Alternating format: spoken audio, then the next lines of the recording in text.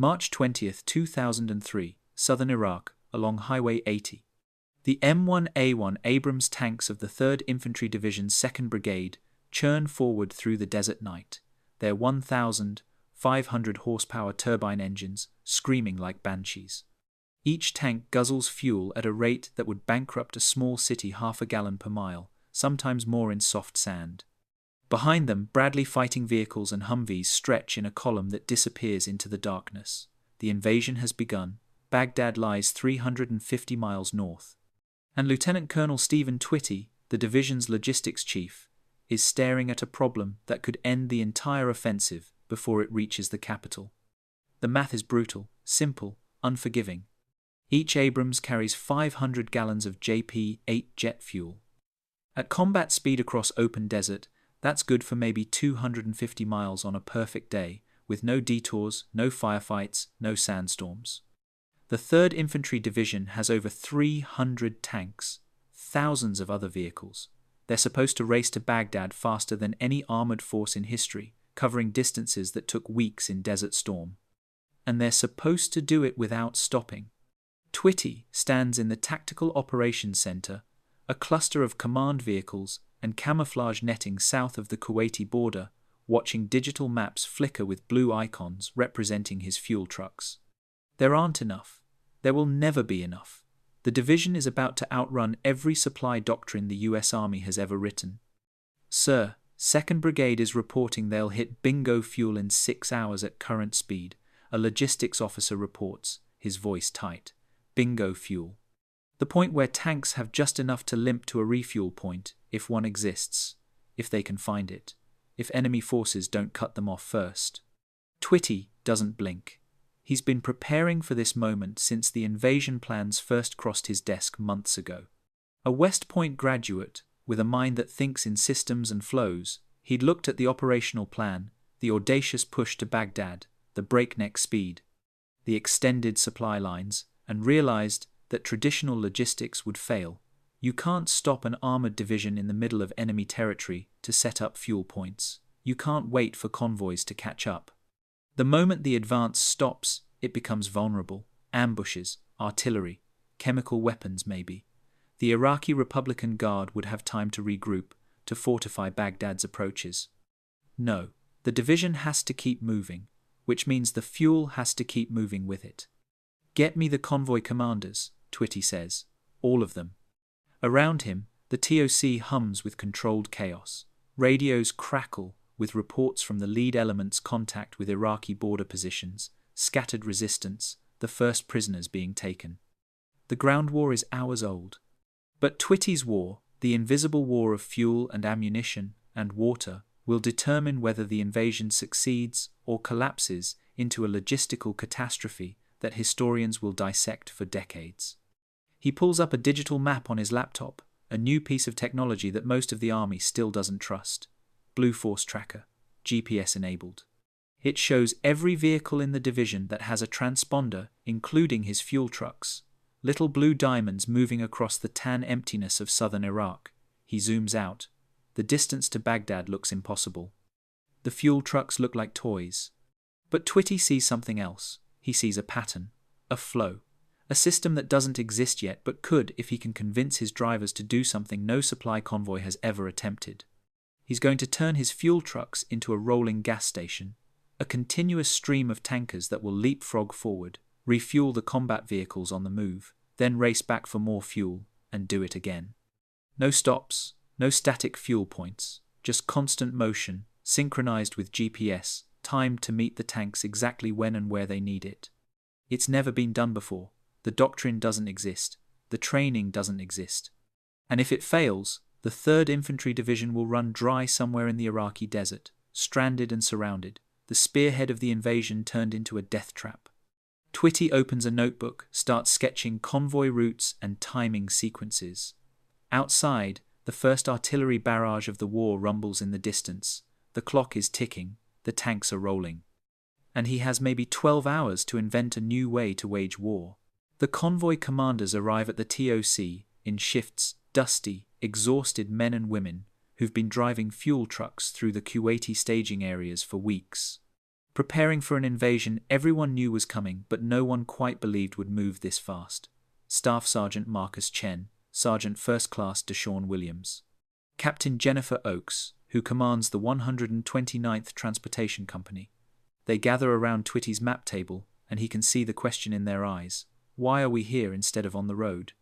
Forget everything you know about convoy operations, Twitty begins. No preamble. No time for it. We're not running supplies to a static position. We're not waiting for requests and filling orders. Starting now, you're part of the maneuver element. He taps the digital map.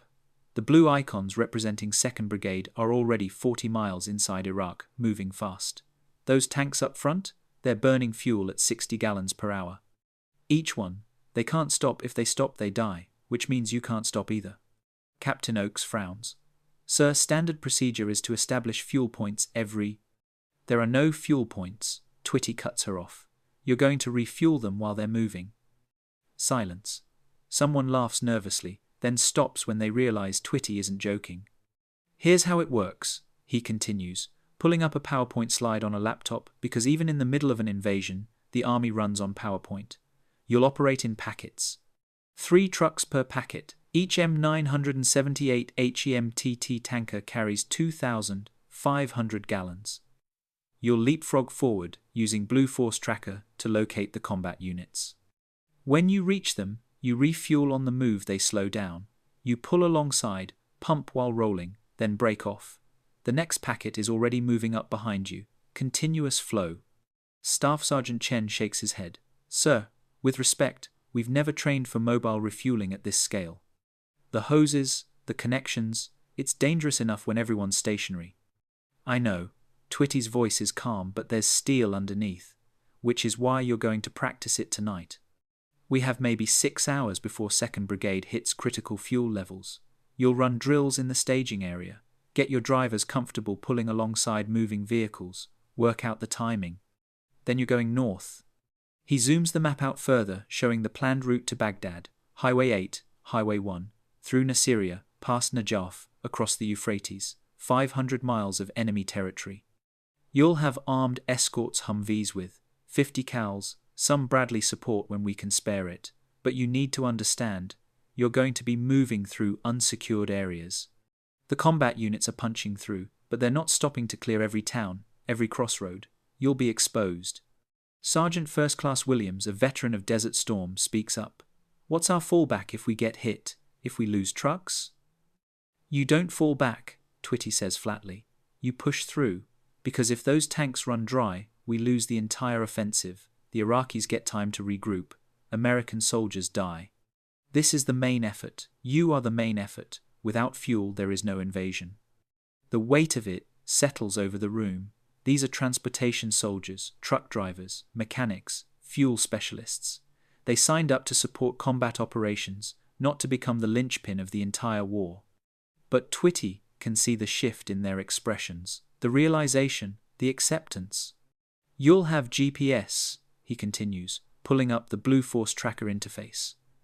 Every truck, every combat vehicle, you'll see them in real time.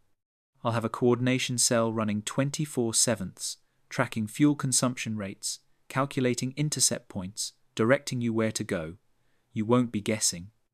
You'll know exactly where your fuel is needed and when. Captain Oakes leans forward, studying the map. What about resupply? We pump our tanks dry, then what?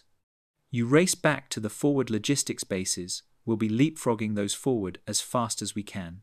Refill, turn around, head back up. I'm calculating a 12-hour cycle for each packet. It's going to be brutal. Your drivers will be running on caffeine and adrenaline, but it's doable. If everything goes perfect, Chen mutters. Nothing will go perfect, Twitty acknowledges. You'll hit sandstorms, ambushes, mechanical breakdowns. That's why we're running redundant packets. If one gets delayed, 2 more are already moving. The system absorbs the failures. He closes the laptop, looks each of them in the eye. I won't lie to you. This is experimental. We're writing the doctrine as we execute it. But I've run the numbers 100 times. It works. It has to work. Because the alternative is, we tell the division commander that his tanks are going to run dry 200 miles short of Baghdad, and this war turns into a siege that could last months.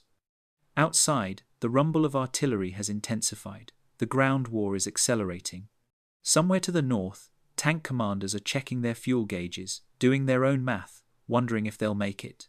Twitty straightens. Get your people ready. First packets roll out at 0400. Questions? There are 1,000 questions, but there's no time for them. The convoy commanders salute and file out, heading back to their units to brief drivers who are about to attempt something no logistics corps has ever tried. Keeping an entire armored division fueled during the fastest advance in military history across 500 miles of hostile desert without ever stopping. Twitty watches them go, then turns back to his maps. The blue icons are still moving north. Hungry machines, devouring fuel, racing toward Baghdad. And behind them, a thin lifeline of fuel trucks is about to become the most critical element of the entire invasion. He picks up the radio handset. All logistics elements, this is Twitty. Operation Rolling Gas Station is now active. God help us all. March 22nd, 2003. 140 miles inside Iraq. Highway 8, north of Nasiriyah. Specialist Amanda Reyes grips the steering wheel of her hemped fuel tanker with white knuckles as the vehicle shudders over broken asphalt. She's been driving for 11 hours straight. Her eyes burn from the dust that seeps through every seal, every crack in the cab.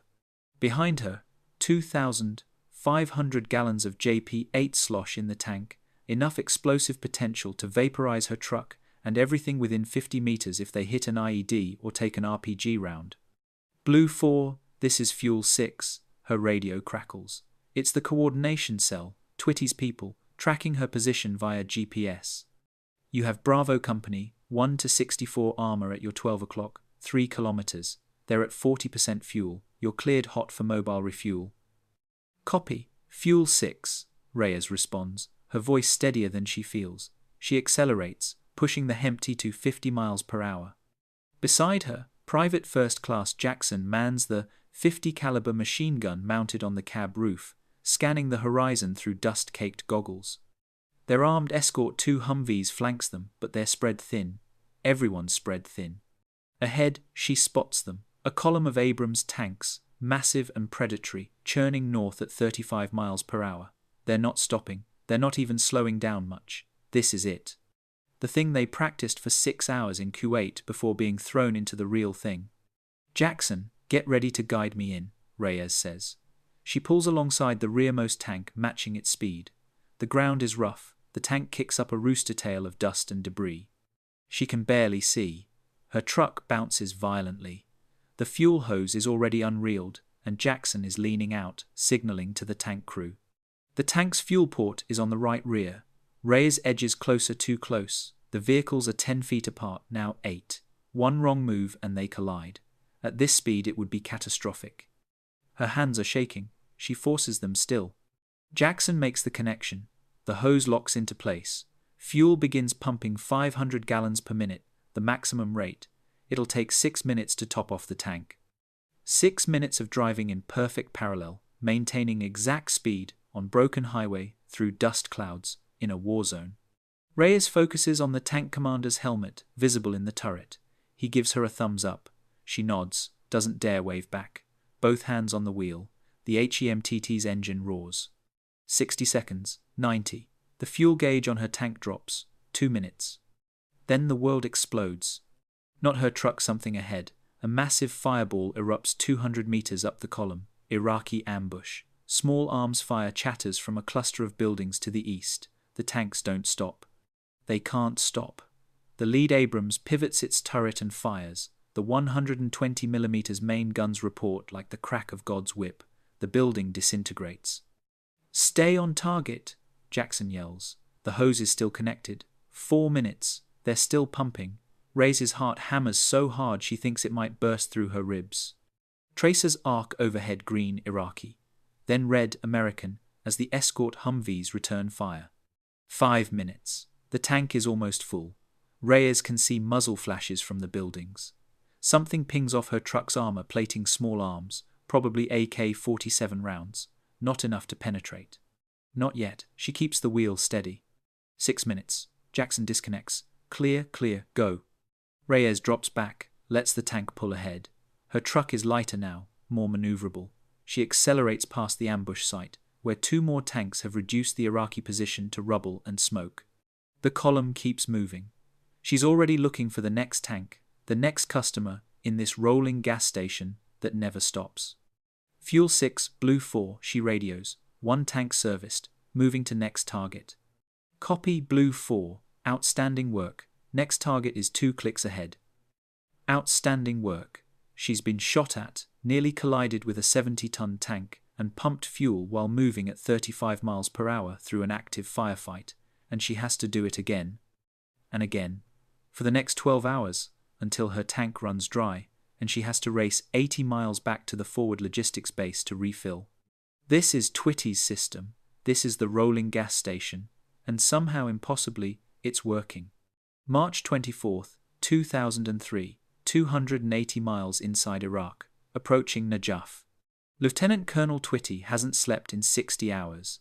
His TOC has moved 3 times, leapfrogging forward to stay within communication range of the advancing brigades.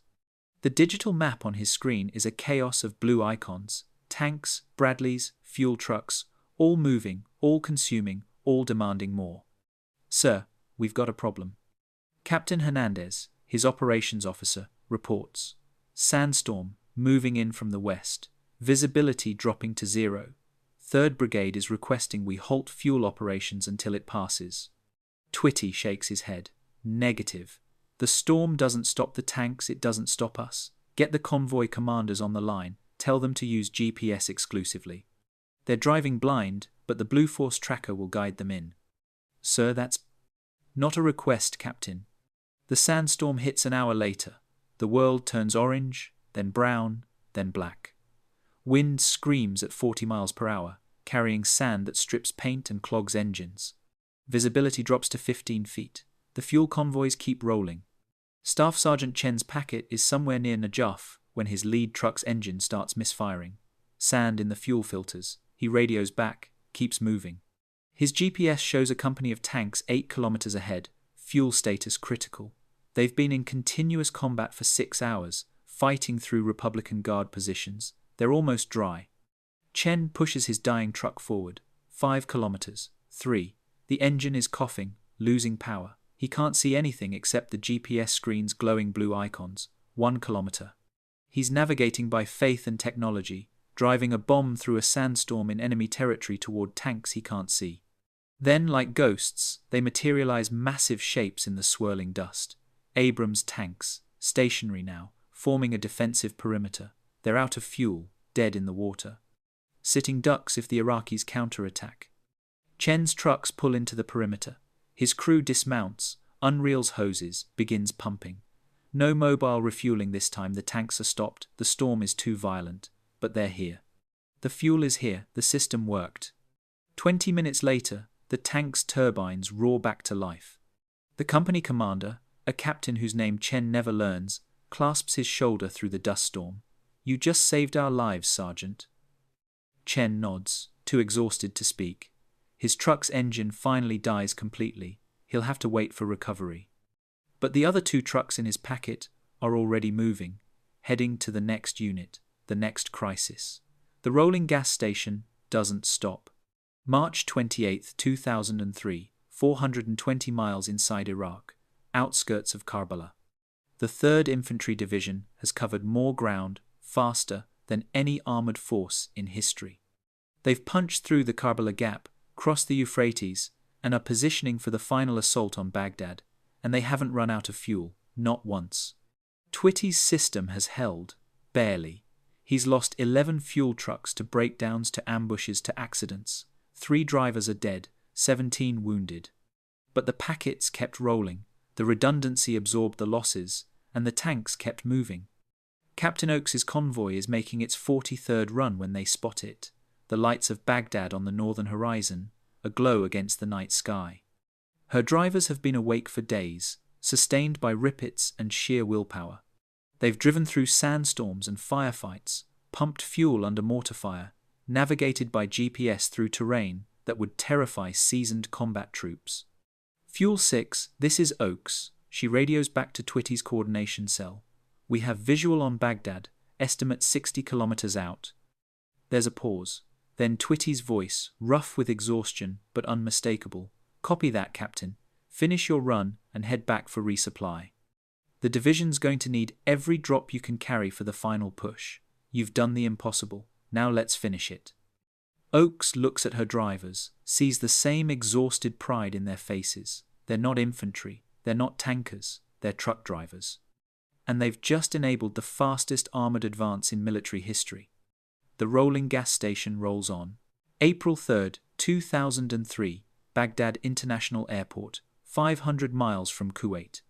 The Abrams tanks of 2nd Brigade, 3rd Infantry Division, sit in defensive positions around the captured airport, their turbines idling, fuel gauges reading 3/4 full.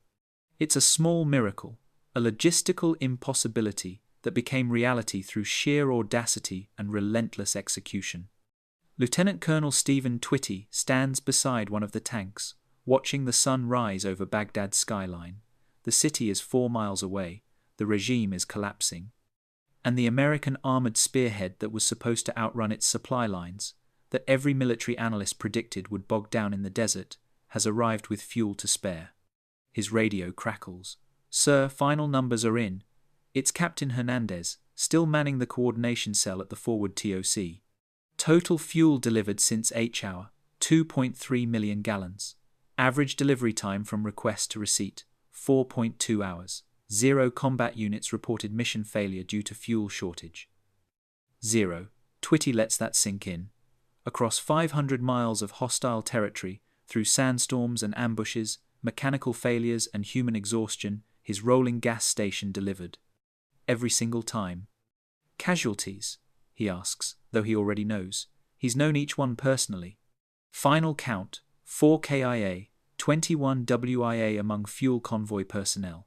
14 vehicles total loss, 37 requiring major repair. 4 dead. Specialist Reyes isn't among them. She made it through, though her truck didn't. Staff Sergeant Chen is in a field hospital with shrapnel wounds from an ambush near Karbala, but he'll survive. Captain Oakes is already back in Kuwait, organizing the next wave of supply runs for the occupation phase that everyone knows is coming. The price was high, but Twitty knows what the alternative would have been. A stalled offensive, tanks running dry in the desert, a siege of Baghdad that could have lasted months, cost thousands of lives. The rolling gas station didn't just keep the division fueled, it kept the entire invasion on schedule, maintained the momentum that shattered Iraqi defenses before they could coalesce into something truly deadly. A colonel from division headquarters approaches, a man Twitty recognizes but has barely spoken to during the chaos of the advance. "Twitty, hell of a job. The old man wants to see you. Division commander's putting you in for a bronze star, maybe higher." Twitty nods absently. Medals seem abstract right now, distant. What matters is the tanks around him, fueled and ready.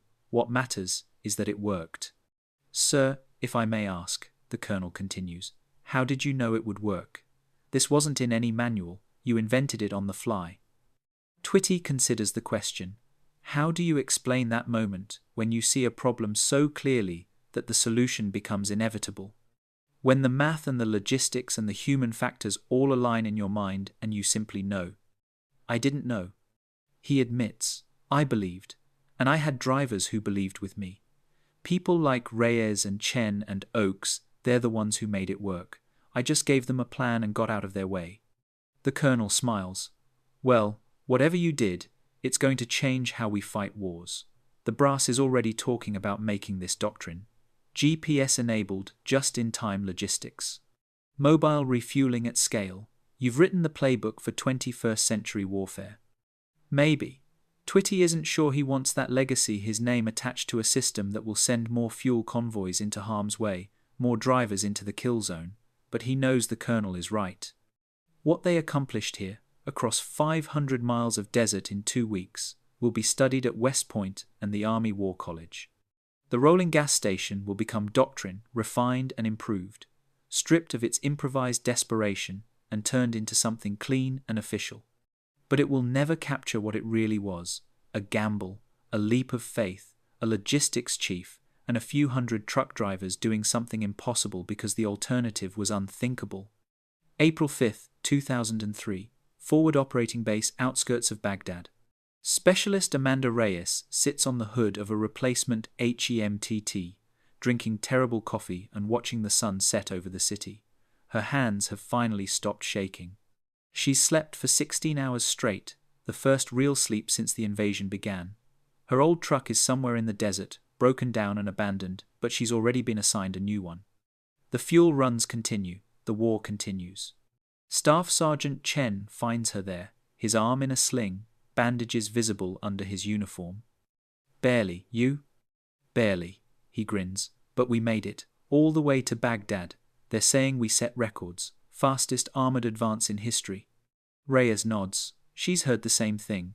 It doesn't feel like history, it feels like survival.